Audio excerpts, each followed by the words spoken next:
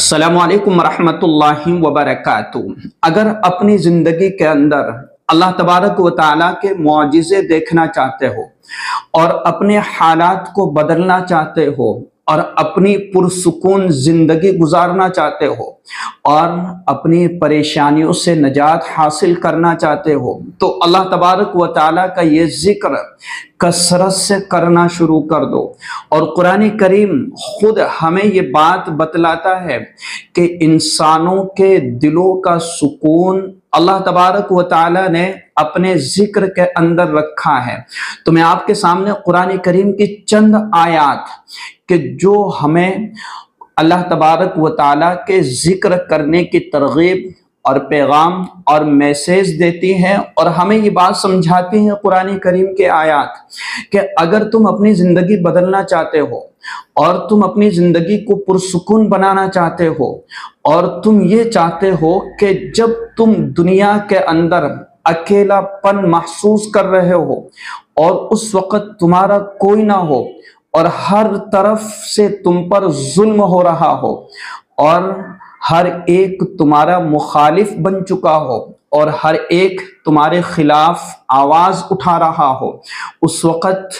اگر تم اللہ کو یاد کر لو گے اور اللہ کی محبت اپنے دل میں بٹھا لو گے، اس وقت تمہیں یہ احساس ہوگا کہ یقیناً میرے ساتھ ایک ایسی طاقت ہے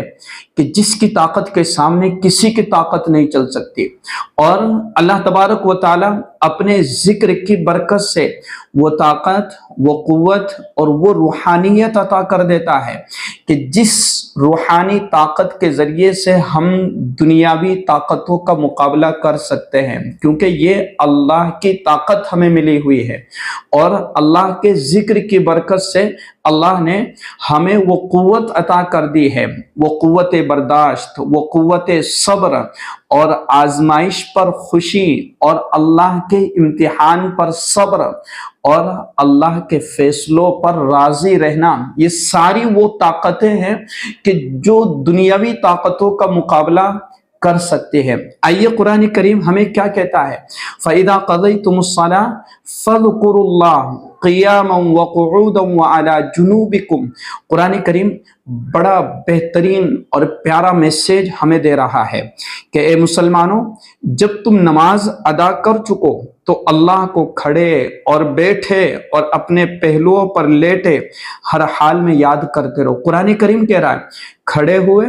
بیٹھے ہوئے یا اگر آپ لیٹ رہے ہو تو اس وقت اللہ کو یاد کرتے رہو، الحمدللہ، سبحان اللہ، لا الہ الا اللہ، لا حول ولا قوت الا باللہ۔ یہ اللہ کے ذکر ہے، یہ اذکار ہے، لا الہ الا اللہ، محمد الرسول اللہ، یہ سارے اذکار میں شمار ہے، لیکن سب سے افضل لا الہ الا اللہ ہے۔ درود شریف ذکر ہے، استغفار ایک ذکر ہے، دعا ذکر ہے، قرآن کریم پڑھنا یہ ذکر ہے، یہ ساری چیزیں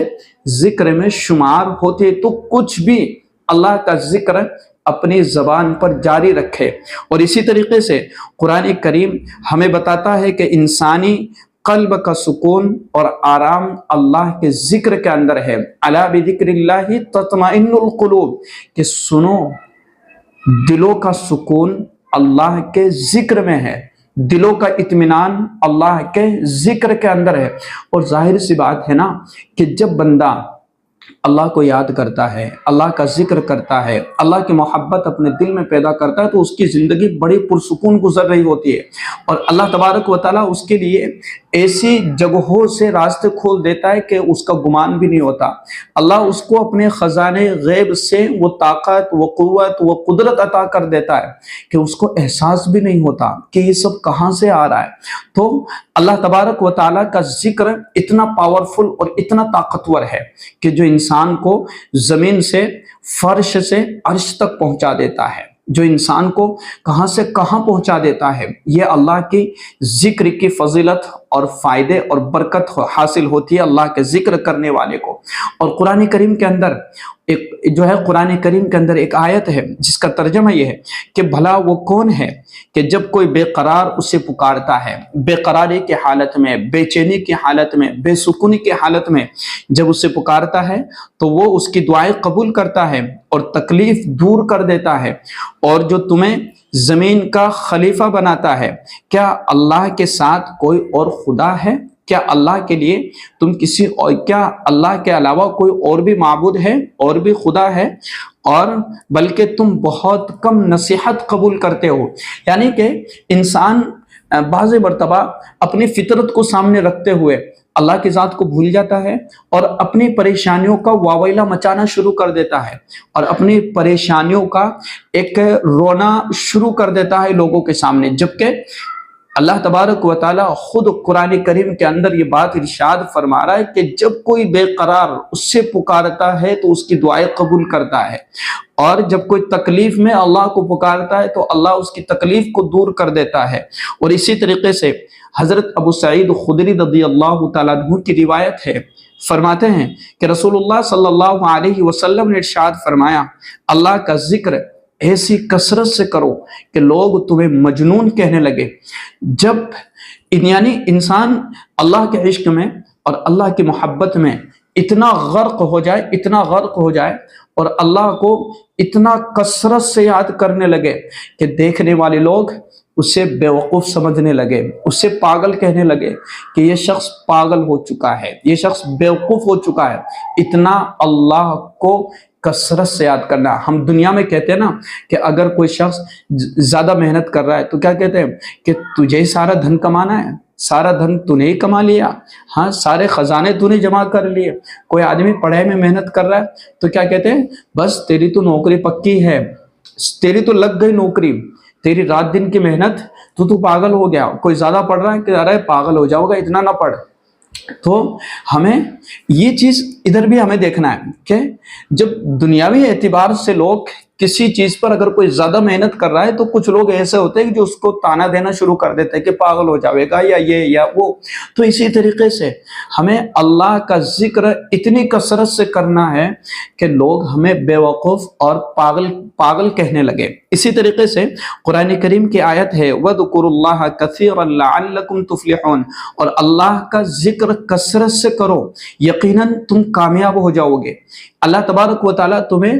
کامیابی عطا کر دے گا، دنیاوی کامیابی بھی اور آخرت کے کامیابی بھی تمہیں اللہ تبارک و تعالیٰ عطا فرما دے گا۔ اور اسی طریقے سے حضرت ابو موسیٰ رضی اللہ تعالیٰ عنہ کی روایت ہے کہ اللہ کے رسول صلی اللہ علیہ وسلم نے ارشاد فرمایا کہ اس شخص کی مثال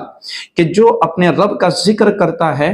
اور جو اپنے رب کا ذکر نہیں کرتا زندہ اور مردے کی طرح ہے۔ یعنی جو اللہ کو یاد کرتا ہے وہ زندے کی طرح ہے، اور جو اپنے اللہ کو یاد نہیں کرتا، ذکر نہیں کرتا، اس کی مثال مردے کی طرح ہے۔ یعنی ایک چلتی پھرتی مردہ لاش ہے کہ بس خالی چل رہا ہے، کھا رہا ہے، پی رہا ہے، زندگی گزار رہا ہے، بس یہ ایک لاش ہے۔ اور ایک وہ شخص کہ جو اللہ کا ذکر کر رہا ہے وہ زندے کی طرح ہے، وہ زندہ ہے،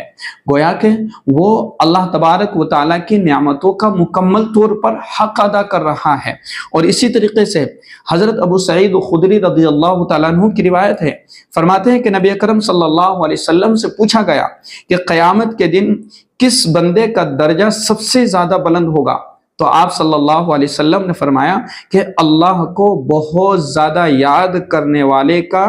درجہ سب سے زیادہ بلند ہوگا۔ اور اللہ کو کس طریقے سے یاد کرنا ہے میں نے آپ کو بالکل آسان سا بتلا دیا کہ لا الہ الا اللہ، چلتے پھرتے اٹھتے بیٹھتے اپنے پہلوؤں پر لیٹے ہوئے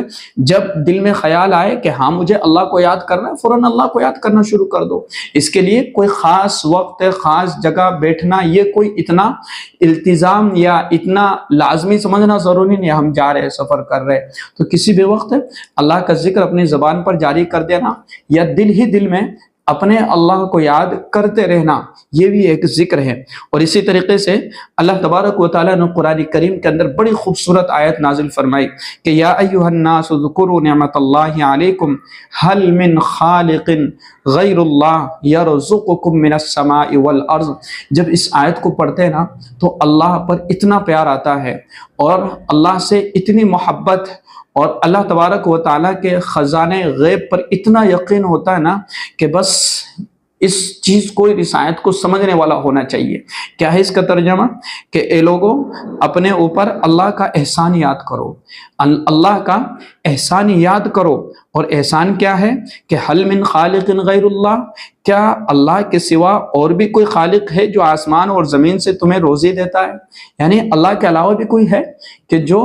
زمین سے اور آسمان سے ہمارے لیے رزق کے فیصلے کرتا ہے؟ باغات ہے، اللہ تبارک و تعالیٰ کی طرف سے آسمان سے فیصلہ ہو گیا کہ میرے بندے کے اعمال نیک ہیں اور اس کی فصلیں اچھی ہو جائے، یہ محنت کر رہا ہے، مزدوری کر رہا ہے اور یہ اپنی محنت اور مشقت اور جد و جہد کے ساتھ یہ لگا ہوا ہے، تو آسمان سے اس بندے کے لیے اللہ تبارک و تعالیٰ فیصلے فرما دیتا ہے کہ بندہ زمین پر رہ کر کے اور مجھے یاد کرتے ہوئے، میرا خوف اپنے دل میں رکھتے ہوئے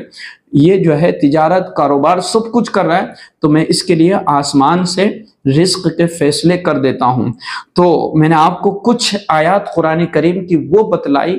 کہ جو ہمیں اللہ کے ذکر کرنے کا، کہ جس سے جن آیات کو پڑھنے کے بعد اور سننے کے بعد اللہ کا ذکر کرنے کی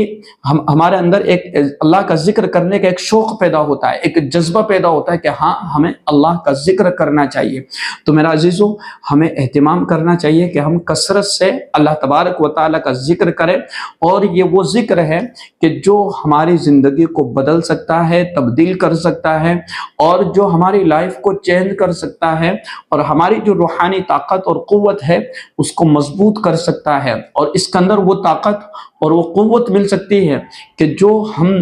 دنیاوی طاقتوں کا مقابلہ کر سکتے ہیں۔ اس ویڈیو کو شیئر کیجیے گا۔ السلام علیکم ورحمۃ اللہ وبرکاتہ۔